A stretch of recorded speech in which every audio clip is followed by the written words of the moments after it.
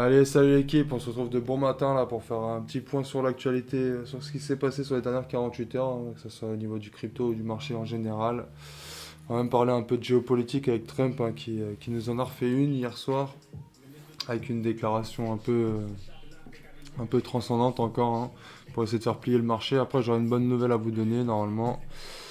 Il y a une rumeur voilà, qui laisse sous-entendre que ça y est, le big shorter, hein, comme vous savez, donc celui qui a empoché plusieurs millions lors de la dernière baisse et qui avait créé un compte 30 minutes avant l'annonce et empoché plusieurs millions, du coup, il aurait enlevé ses positions short hier soir. Donc ça serait plutôt une bonne news. Est-ce qu'il saurait quelque chose qu'on ne sait pas? Ça, on le verra par la suite sur le marché, hein, voir si ça y est, on peut repartir à la hausse enfin. En tout cas, au niveau voilà, de la bubble map, on voit sur la journée, c'est pas très joli, hein. Il y a eu quand même pas mal de. Voilà, ça a pas mal rebaissé hier soir. Enfin, hier tout court dans la journée. Donc sur les dernières 24 heures, après, on peut voir que dans l'heure, là, c'est en train de reprendre tout doucement, tout gentiment. Donc c'est plutôt pas mal. Après, c'est toujours lié à cause à l'incertitude hein, concernant les tarifs douaniers. Et puis, justement, le shutdown aussi qui commence à durer peut-être un petit peu trop longtemps. Donc, qui commence à coûter un peu cher au gouvernement américain. Et puis qui forcément a un impact notamment sur les chiffres et les données économiques qu'on peut avoir. On a eu un discours de Powell avant-hier. Donc il a rien dit de bien nouveau, hein.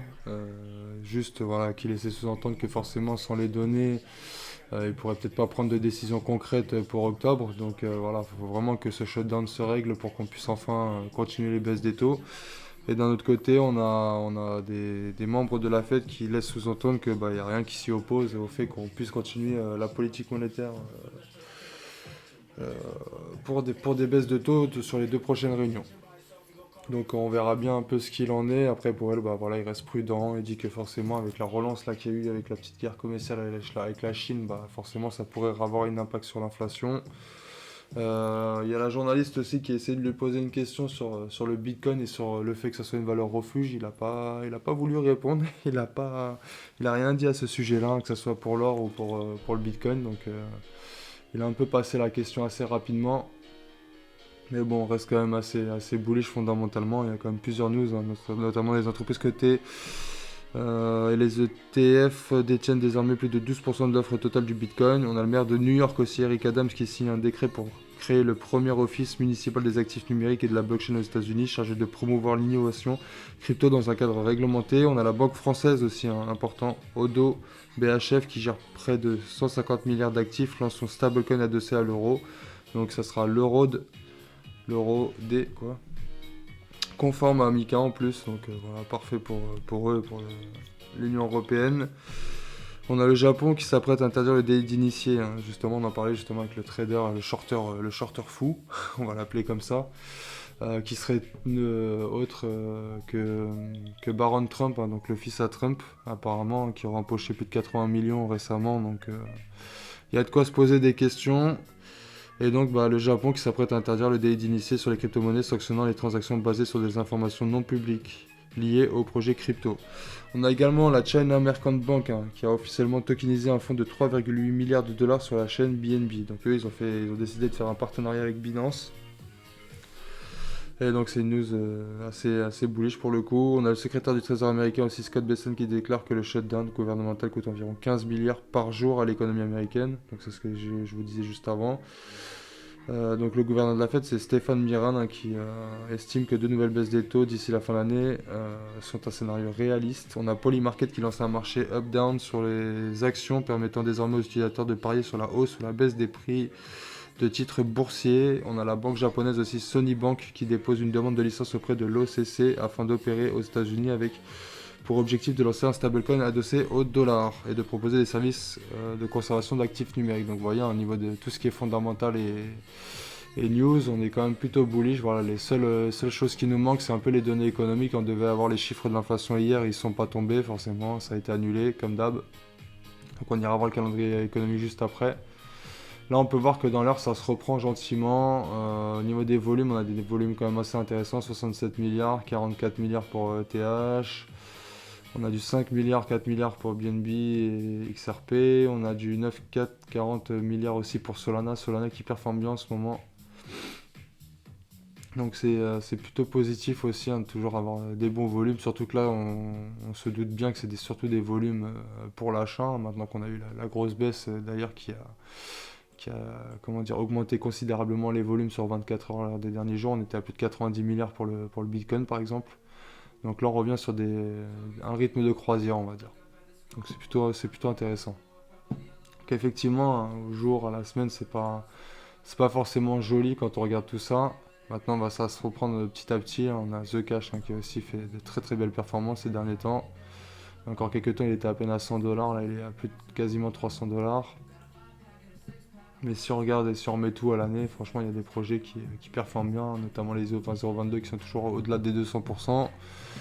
On a OKB aussi hein, qui a bien performé, Saros qui est toujours à 12 000% sur l'année, Hbar toujours 222%, BitGate aussi 330%, The Cash 516%, BNB 101% pour un actif qui vaut plusieurs milliards, c'est énorme. Donc voilà, on reste positif, faut dézoomer des fois, faut savoir relativiser. Effectivement, on a eu un gros choc sur le marché l'autre fois avec une forte baisse, mais il faut relativiser. C'est toujours en train de monter, voilà, c'est juste des retracements à court terme. L'autre fois, c'était ce qu'on appelle un flash crash, hein, forcément, avec des liquidations en masse, en cascade, notamment liées au fait que les traders, voilà, effet de levier, forcément, ça a un impact considérable lorsqu'ils se font stop. D'ailleurs, en parlant de ça, il y a environ, et c'est une mauvaise nouvelle, hein, il y a environ 2000 suicides liés au vendredi dernier. Donc, c'est juste affolant, franchement. Si je peux vous donner un conseil, déjà, c'est de ne pas miser ou mettre de l'argent que vous ne pouvez pas investir. Voilà. Ne vous mettez pas en péril, hein. Ces personnes-là, c'est des gens qui ont tout perdu et donc qui avaient tout misé sur la crypto, sur le trading, etc. C'est absolument la chose qu'il ne faut surtout pas faire. Et puis détachez-vous un peu de l'argent, voilà, faites-le aussi pour le plaisir, pour le kiff. Et arrêtez de penser que monnaie, et voilà, vous verrez que ça passera mieux. Et même quand il y aura des petits crashs comme ça, vous perdrez peut-être 50, 100, 1000 euros, mais déjà vous aurez protégé votre capital en mettant un break-even de la plupart de vos positions. Nous, c'est ce qu'on a fait dans le groupe. On n'a pas pris de risque, on a sécurisé nos profits comme à notre habitude. Moi, j'avais un trade qui tournait où justement j'avais pas pu mettre ABE, donc forcément il s'est fait stop, mais sinon tout le reste, voilà, ça s'est plutôt bien passé. Et puis là, on a relancé la machine cette semaine avec des très bons trades sur le BTC, le TH et le XRP. Donc, pour continuer un peu là-dessus au niveau des news, donc comme je vous disais, hein, donc aussi on a Paul Atkins, hein, le président de la SEC, qui déclare que la cryptographie, les actifs numériques et la tokenisation sont la priorité numéro 1 de la SEC en se concentrant sur la construction d'un cadre solide pour attirer les innovateurs aux États-Unis. Donc ça c'est pareil, encore une news hyper bullish, c'était il y a quelques heures. On a Ripple aussi qui étend son empreinte de garde mondiale en Afrique grâce à une nouvelle collaboration avec Absa Bank. Donc Ripple aussi, hein, il y a des rumeurs comme quoi ils bosseraient aussi également avec tous les pays membres des BRICS. Ils sont en train de se développer gentiment, faut pas oublier que on attend énormément d'ETF. Normalement c'était courant mois d'octobre, sauf que avec le shutdown ça a été repoussé, hein, comme je vous dis à chaque vidéo. Et pour Ripple, il y en avait 4 ou 5 qui devaient être accordés justement, ou du moins où on devait avoir un résultat pour le mois d'octobre, donc ça sera repoussé. Il y a le lancement de la norme ISO 20022 test par Swift aussi au mois de novembre, donc voilà, c'est toujours aussi bullish pour Ripple, il faut juste être patient. D'ailleurs le flash crash a donné des prix d'achat aux alentours des 1,20, 1,50 dollars, ce qui est énorme honnêtement. Voilà. Il y en a plusieurs qui lançaient des théories là-dessus justement, sur le fait que potentiellement il y aurait ce genre de flash crash qui sortirait beaucoup de monde avant que ça reparte de plus belle. C'est ce qu'on espère d'ailleurs, que ce soit un dernier gros nettoyage avant de lancer tout le monde, histoire de vraiment écarter le maximum de retail pour repartir sereinement et puis prendre le maximum de liquidité et permettre aux institutions, aux entreprises de rentrer sur les meilleurs prix possibles. D'ailleurs, vous l'avez vu avec le BTC, lorsqu'il a touché les 102 000 dollars, il est remonté aussi sec à 114 000. C'est dire que il y avait énormément d'ordres limites qui étaient positionnés à ce niveau-là et qui ont fait remonter le prix instantanément. Ensuite, pour continuer, donc on a également Crypto.com hein, le PDG qui demande d'enquêter sur Binance suite à 400 milliards de dollars de liquidation, un crash éclair causé par des oracles de prix internes défectueux de Binance.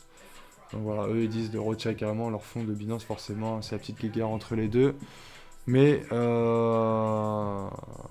mais comment dire, effectivement, il y a eu pas mal de soupçons là-dessus lors du dernier crash, hein, et j'en ai parlé d'ailleurs l'autre fois en live avec quelques membres qui avaient justement rencontré des difficultés là-dessus.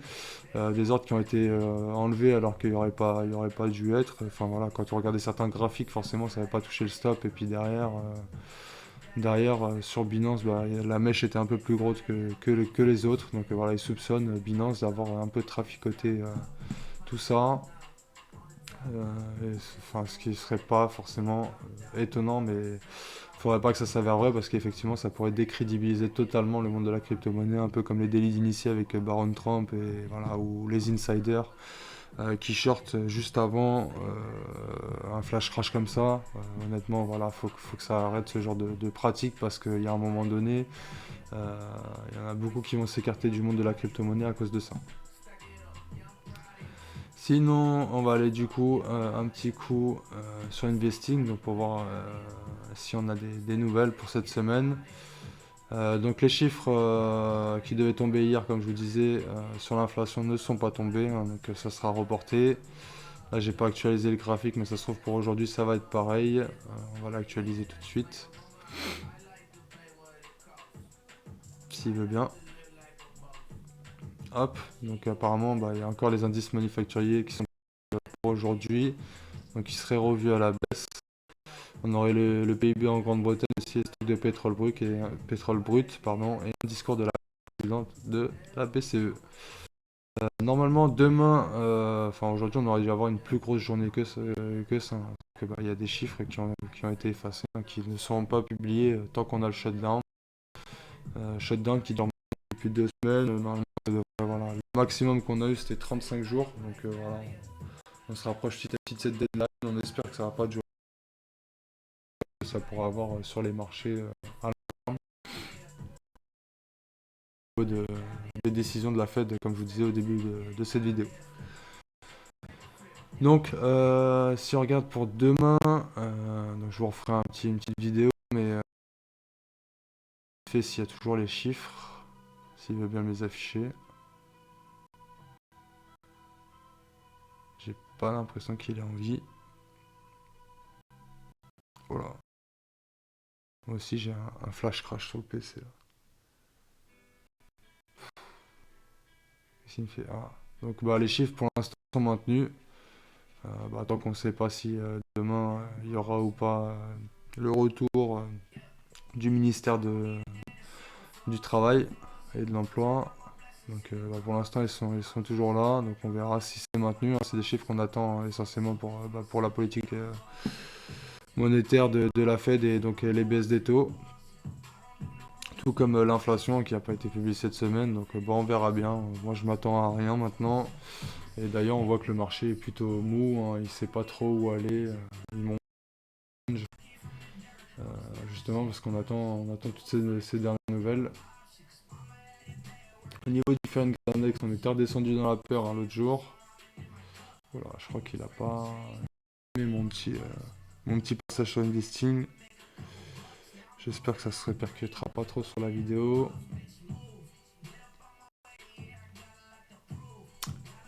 Je vais actualiser tout ça.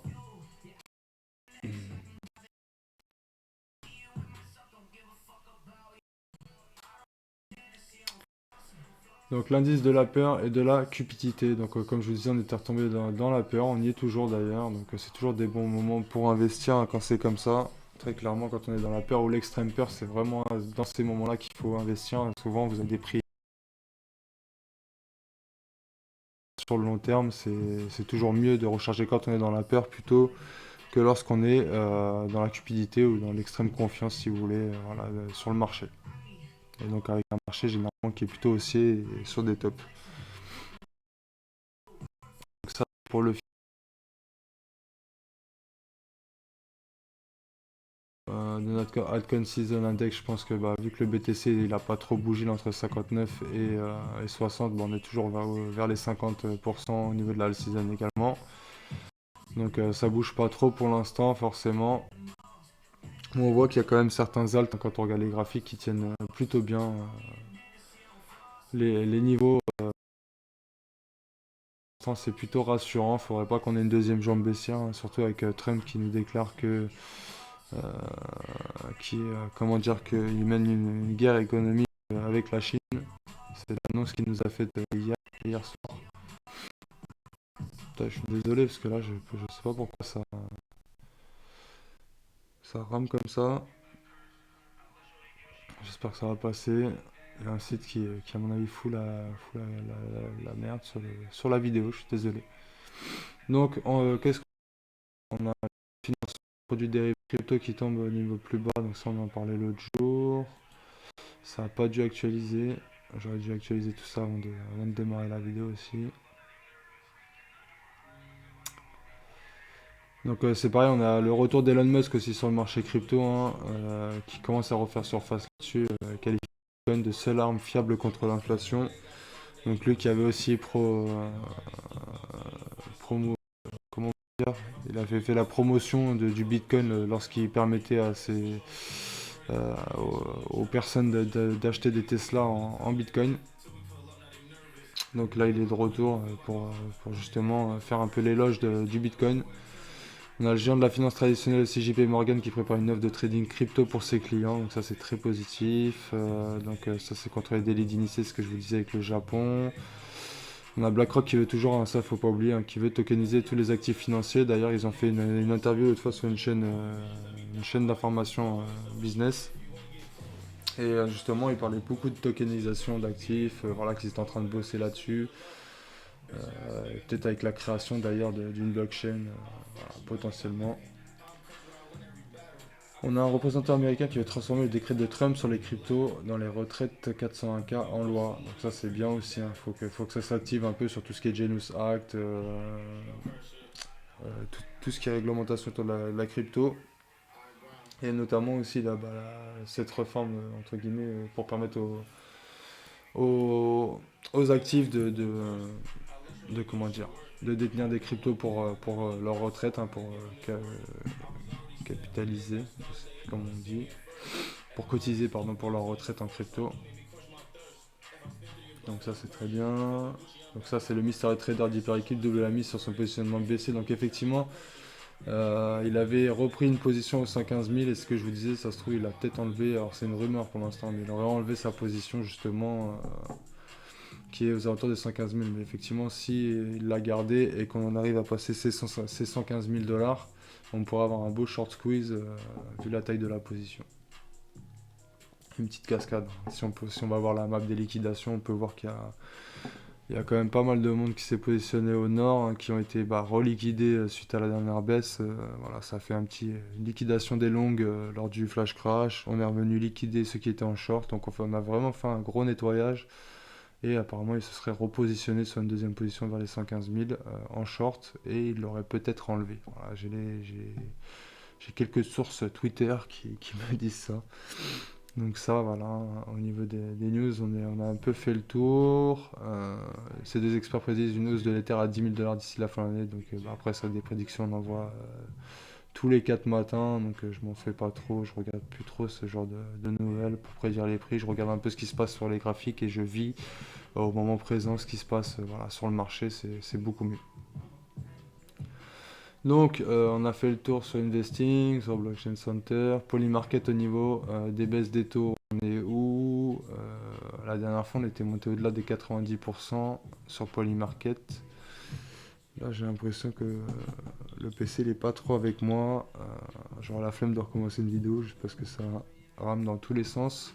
Donc, on est toujours à 92% pour l'instant concernant les baisses des taux sur le mois d'octobre. Même 95%, donc ça a fait augmenter. Donc effectivement, c'est encore très bullish hein, comme news. Quand on voit que la majorité des investisseurs, justement, pensent qu'il y aura une baisse des taux de 25 points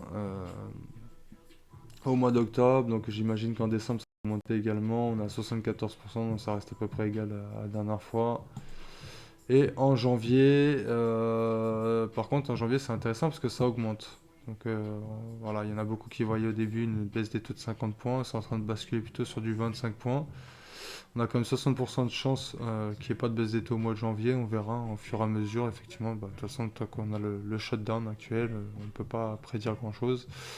On va aller vite fait faire un tour sur les graphiques. Je vois ça fait déjà 20 minutes de vidéo. Donc ça, c'était grâce. On va aller sur le BTC. Donc BTC qu'on a repris. Donc vous voyez, à partir du moment où on avait tapé les 102K l'autre jour, c'est remonté à une vitesse fulgurante. Donc je pense qu'il y avait pas mal de personnes, d'investisseurs de grosses mains qui avaient positionné des positions d'achat ici. Donc voilà, ça m'étonne pas que ça soit un peu fait exprès. Surtout que Trump, le vendredi, il a dit qu'il déclarait entre guillemets la guerre à la Chine avec les tarifs douaniers. Le lendemain, il a dit que les discussions étaient ouvertes et que tout se passerait bien avec ses interlocuteurs chinois. Et là, encore hier, il a remis un petit coup de fouet sur l'affaire. Donc voilà, c'est vraiment. On vit actuellement une ère où il faut suivre un peu tout ce qui se passe sur Twitter, quoi, plus que sur les graphiques. Donc c'est pas grave, nous on en profite pour prendre des positions. Donc après c'est pas trop moche. Effectivement, on a quitté un peu ce canal. Est-ce qu'on va pouvoir le retracer si ça se trouve? On est plutôt sur une autre forme que celle-ci, ce qui serait pas impossible non plus, hein. Des fois, il faut revoir un peu les choses, hein. Et vous voyez que ça se trouve, on est plutôt sur une forme comme ceci, plutôt que comme on était auparavant. Donc au final, voilà, ça aurait un peu de sens. Après, les hausses comme ça dans un canal haussier, voilà, ça me plaît moyen, hein. Généralement, quand ça vient casser, après, ça peut descendre beaucoup, beaucoup plus bas. Pour l'instant, pour moi, ça a toujours du sens. On maintient des beaux niveaux en daily. Et on est toujours au-dessus de cette MF50 en weekly qu'on pourrait potentiellement revenir chercher à un moment donné, hein, c'est possible, hein. Faut pas écarter ce scénario-là aussi, hein, donc MM50 weekly qui continue de monter mais qui n'a pas vraiment été testé l'autre jour lors du flash crash. Après, est-ce que c'était tellement rapide que il n'y avait pas besoin de la toucher?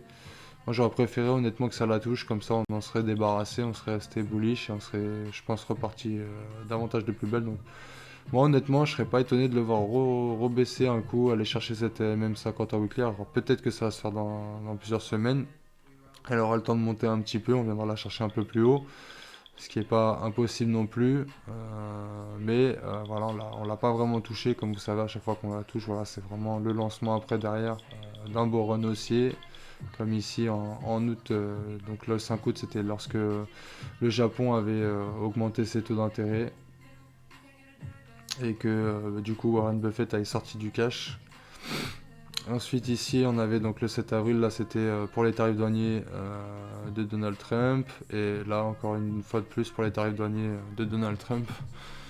Donc à chaque fois que voilà, il y a une news hyper bearish comme ça, généralement ça vient toucher la MM50 weekly. Après c'est soit ça la casse, on passe en bear market, soit on résiste dessus et on continue le run haussier. De toute façon moi les objectifs sont les mêmes. Je reste aux alentours des 138, 140K sur le long terme. Je pense qu'on pourra y aller une fois que on aura tous les chiffres, toutes les données et tout ce qu'il faut pour que le marché reporte correctement. Mais pour l'instant, je m'en fais pas trop. On a pris quelques positions, voilà, entre hier et aujourd'hui. On s'est mangé un petit stop l'autre jour, hein, comme je vous disais lors de la dernière vidéo. Maintenant, voilà, on est toujours bien rentré en position. Ceux qui s'étaient fait stop là sur la première position que j'avais envoyée l'autre jour, je leur ai redonné notre position hier soir pour justement qu'ils puissent rentrer de nouveau.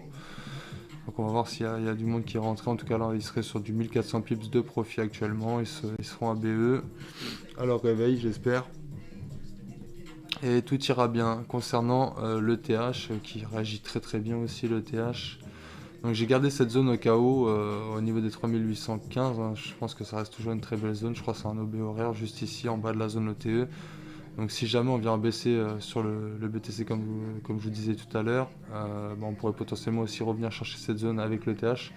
Nous on est déjà rentré ici sur le haut de la zone ETE, donc c'est super bien parti. On a frôlé hier matin le TP1 à quelques pips près. On était je crois 14 pips, 13 pips d'ailleurs du TP. C'est pas grave, on va y retourner une deuxième fois. J'ai replacé un Fibo. On peut voir que si je retrace mon Fibo, on est revenu chercher la zone ETE en intraday, on est reparti. Donc on va voir si c'est pour aller chercher, pourquoi pas, notre TP1 qui est juste ici. Donc on était vraiment pas loin pour le coup. Mais on désespère pas, moi je reste plutôt haussier et toujours ce mouvement, pourquoi pas, de manipulation avant la réintégration justement de cette ancienne accumulation. Donc on pourrait avoir un épaule tête épaule un peu plus grand. Normalement il aurait dû repartir ici je pense. Mais avec la news des tarifs douaniers, bah forcément c'est revenu chercher cette zone en daily.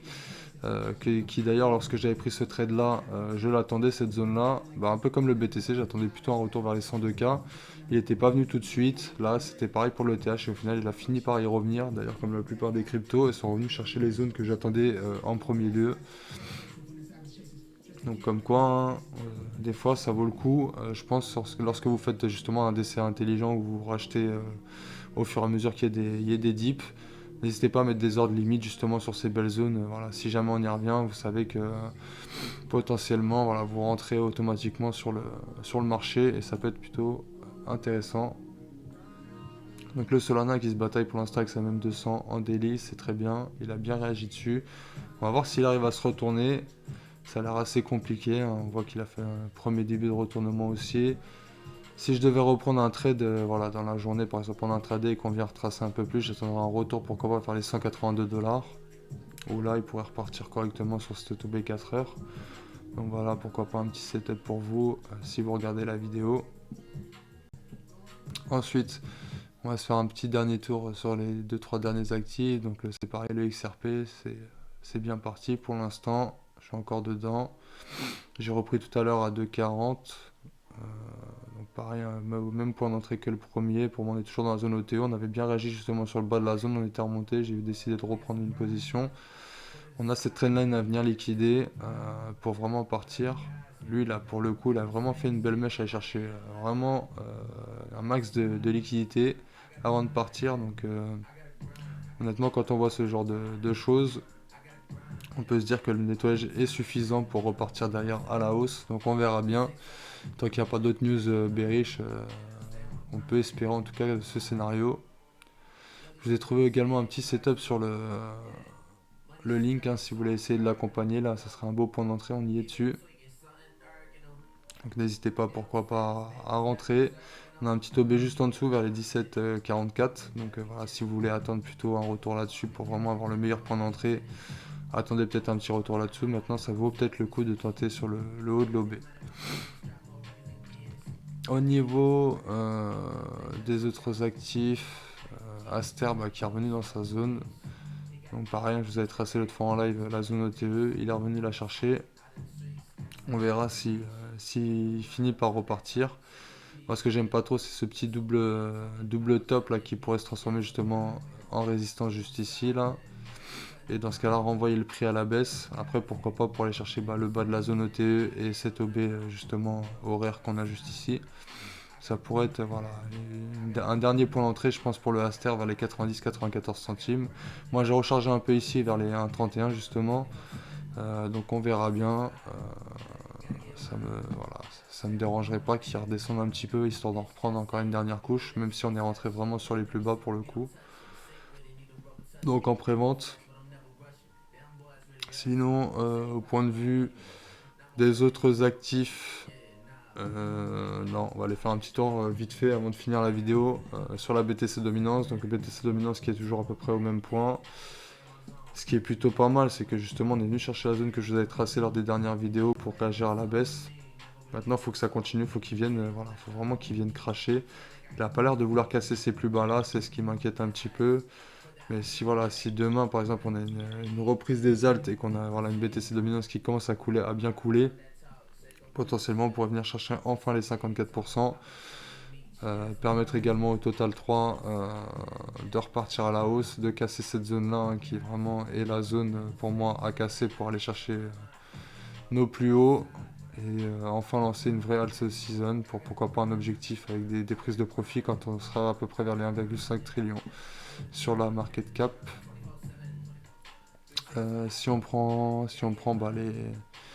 les gros alts en tout cas contre le BTC, on voit qu'ils reprennent un peu, on est dans le vert, c'est pas non plus la folie, mais c'est pas trop mal. WLFI qui est toujours à 14 centimes, je pense que ça peut être un bon point d'entrée pour le futur, tout dépend de la conviction que vous avez dans ce projet là. Je pense que pour moi c'est pas un projet qui est mort, effectivement il a bien coulé comme tout le monde. Maintenant, voilà, si on a un beau début de retournement, on pourra accompagner le mouvement, mais là, ce serait des très très bons prix d'entrée.